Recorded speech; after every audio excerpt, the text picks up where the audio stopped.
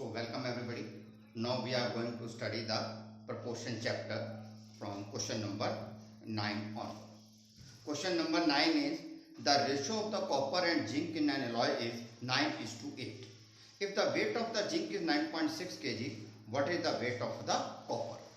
Now according to the question what is given, copper is to zinc is 9:8. आपको पता है copper का symbol होता है केमिस्ट्री में Cu और जिंक का होता है Zn.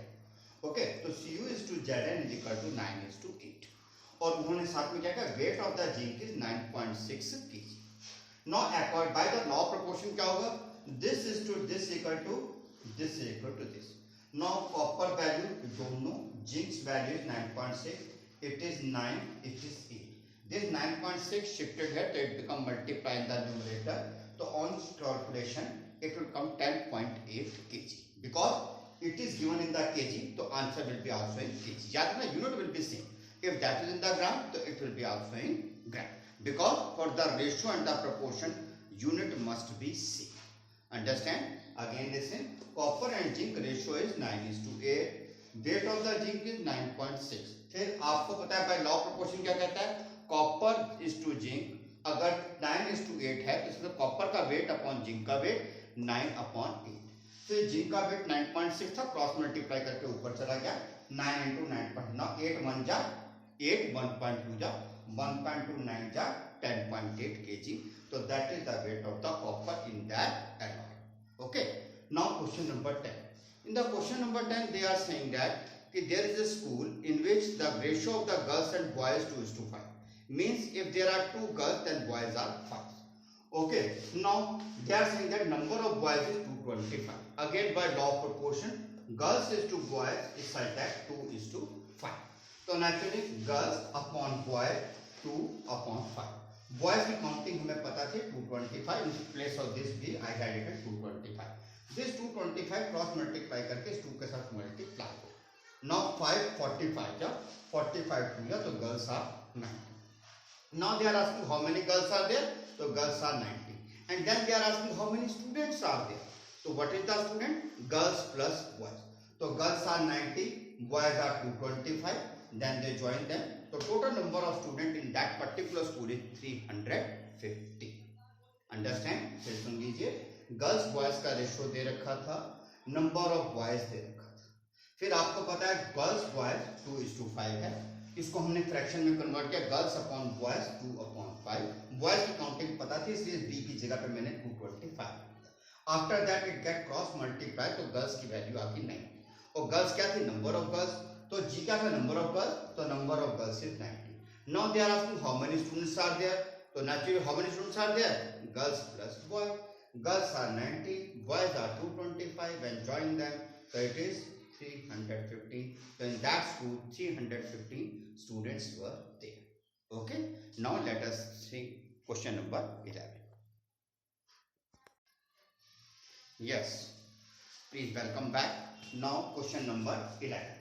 In the question number 11, they are saying that कि number of pass student with respect to the number of student is 1:5. या ये करो 1 out of 5 is getting pass.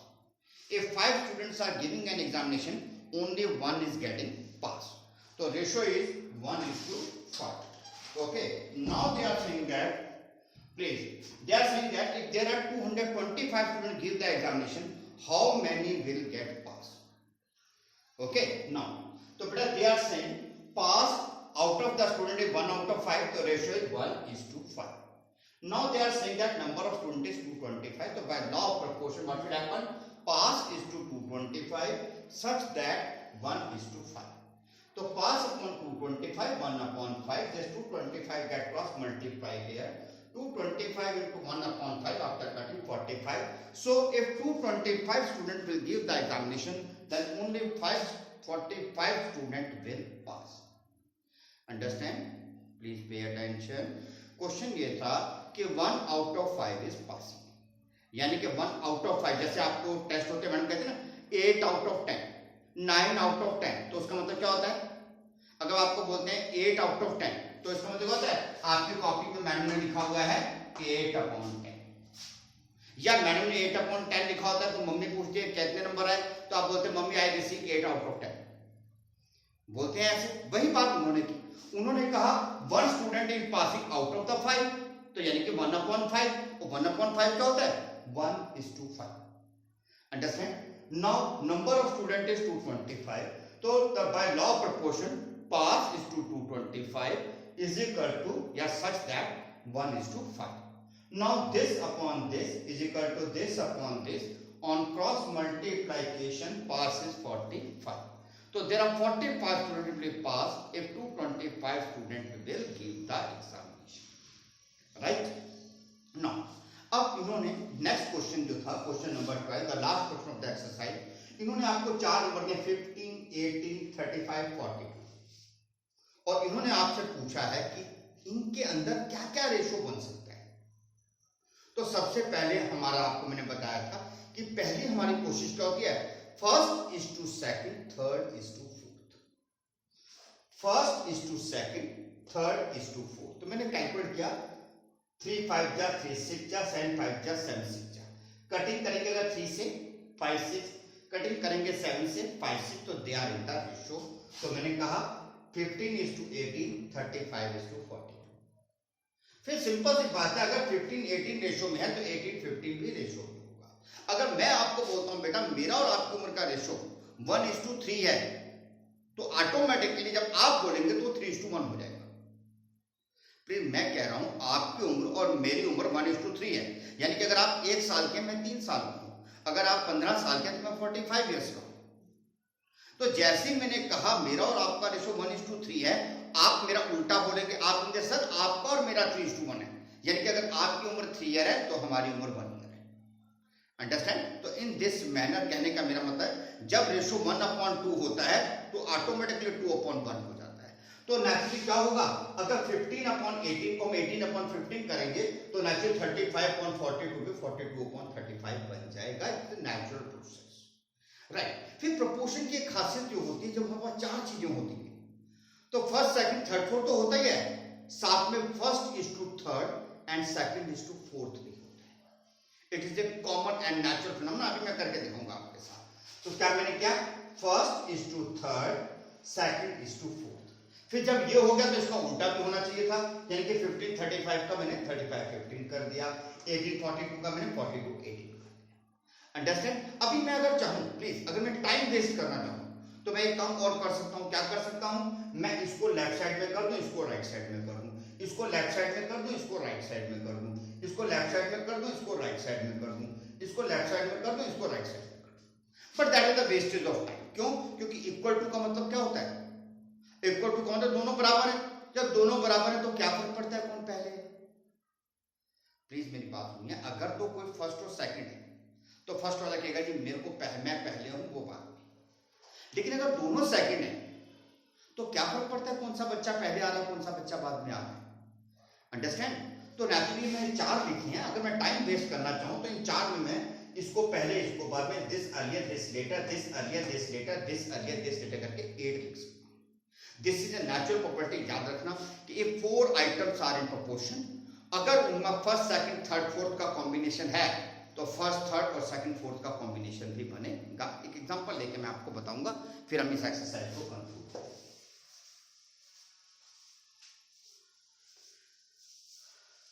देखिए मैं एक नंबर ले लेता हूं अपना, आपको पता है 2 3 okay 8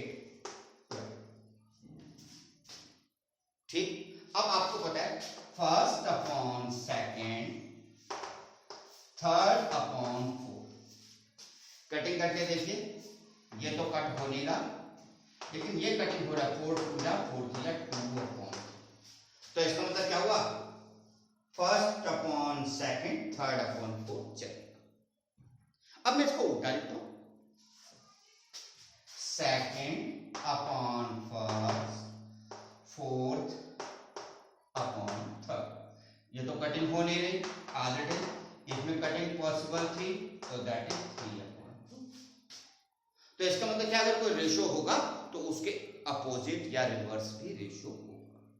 okay no net property मैंने क्या बोली थी, अगर फर्स्ट सेकंड थर्ड फोर्थ हो तो फर्स्ट थर्ड और सेकंड फोर्थ भी होता है, जैसे first upon third, second upon fourth. Cutting किया, 1 जा 4 जा 1 जा 4 जा, तो देखिए दे आर सेम, राइट। मैंने कहा था अगर ये होता तो इसको उल्टा भी हो जाएगा, उल्टा means third upon first, fourth upon second, cutting किया 4/1, कटिंग किया 4/1। याद रहेगा, if even numbers are there, they are in proportion, तो पहला कॉम्बिनेशन बनेगा फर्स्ट सेकंड थर्ड फोर्थ, और दूसरा कॉम्बिनेशन बनेगा फर्स्ट थर्ड सेकंड फोर्थ, और आप उनको रिवर्स कर देंगे तो 2 और कॉम्बिनेशन बन जाएंगे 4। और अगर टाइम वेस्ट करना हो, या वो कह देता है एग्जाम लेकिन मुझे तो 8 कॉम्बिनेशन चाहिए, तो उन चारों को लेफ्ट राइट कर देंगे तो 8 हो जाएंगे। अंडरस्टैंड? तो this is all in this exercise. Tomorrow I will take the next exercise. आप लोग प्लीज प्रैक्टिस कीजिए। एक चीज याद रखिएगा, बड़ी बात नहीं कि आप कितना पढ़ रहे हैं, बड़ी चीज है कि आप कैसा पढ़ रहे हैं। प्लीज मेरी बात को ध्यान रखिए। ये कोई मायने नहीं रखता कि आप 1 घंटा प्रैक्टिस करें या 2 घंटा प्रैक्टिस करें, आपने 10 क्वेश्चन किए या 4 क्वेश्चन, बड़ी चीज ये है कि जो आपने क्वेश्चन किया वो आपके दिमाग में परमानेंट बैठ गया। याद रखिएगा, हमें जो काम करना है वो परमानेंट करना है, अभी के लिए नहीं। हो सकता है अभी आप 20 क्वेश्चन करें, आपके पेरेंट्स बहुत खुश हो जाए, मैं भी बड़ा खुश, अरे ये बच्चा इतने क्वेश्चन करके ले आया, लेकिन जब टेस्ट करेंगे वो क्वेश्चन नहीं हुए तो फिर क्या फायदा। तो इसलिए प्लीज मेरी आपको एक रिक्वेस्ट है कि हमेशा शुरू से एक चीज को याद रखिएगा कि हमें हमेशा कोशिश करनी चाहिए कि लॉन्ग रन क्या हो। एक छोटी सी बात मैं आपके साथ शेयर करनी चाहता हूँ अपने बच्चों की। हो सकता है बाकी बच्चे भी ऐसा करते हो, पर मेरे बच्चे की बात मुझे अच्छी लगी तो मैं आपसे शेयर करता हूँ। तो हमारे स्कूल में क्या होता है, कुछ सब्जेक्ट होते हैं जो बच्चे हमारे ज्यादा करते हैं, कोई बात नहीं, हर टीचर का डर होता है। तो नेचुरली मेरा बच्चा भी था, तो वो क्या करता था, पहले मैथ्स और साइंस कर, ऐसा नहीं कि मैं कहता था, एक नेचुरल से। तो बल्कि मैंने उसको बोला, मैंने कहा यार तुमको डर नहीं लगता कि नीचे बैठना पड़ेगा, पेंट खराब हो जाएगी, why you are studying this subject earlier, ये तो मेरा ये सब्जेक्ट है, मैं तो कहता ही नहीं कुछ, मैं तो डांटता नहीं, करना है करो, नहीं करना मत करो, मैं तो किसी को भी नहीं डांटता। तो आप वो सब्जेक्ट क्यों नहीं करते जिसमें आपको पनिशमेंट मिलेगी, आपको नीचे जमीन पे बैठना पड़ेगा, आपकी पेंट खराब हो जाएगी।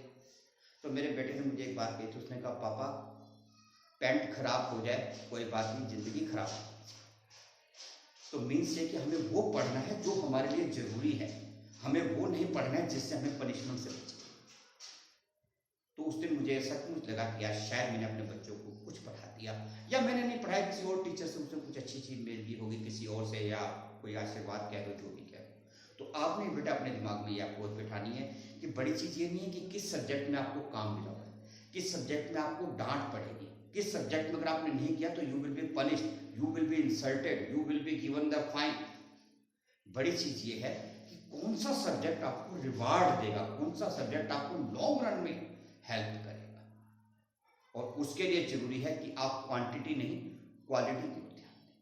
तो बेटा 4 क्वेश्चन मैंने करवाए हैं, प्लीज आप इन 4 को बड़े ध्यान से समझिए। जो टाइम बच गया है उससे आप शुरू के क्वेश्चन कीजिए, चैप्टर 1 को exercise A, chapter 2 exercise B, इस तरीके से रैंडमली क्वेश्चन कीजिए। याद रखिएगा there is no any alternate of practice.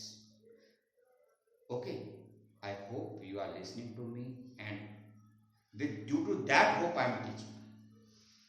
I really means I really love all of you, और मैं चाहूंगा कि आप सभी मेरे बच्चों से कई गुना ज्यादा बेहतर निकलें, ताकि मैं उनको कह सकूं कि देखो मेरे स्टूडेंट क्या है।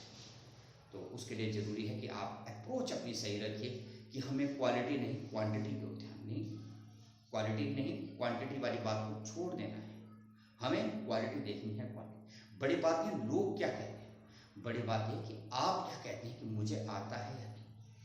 और एक बार अगर आप सोच के करेंगे, मुझे पूरी उम्मीद है कि आप बहुत अच्छा करेंगे। I am proud of you. Thank you, have a nice day.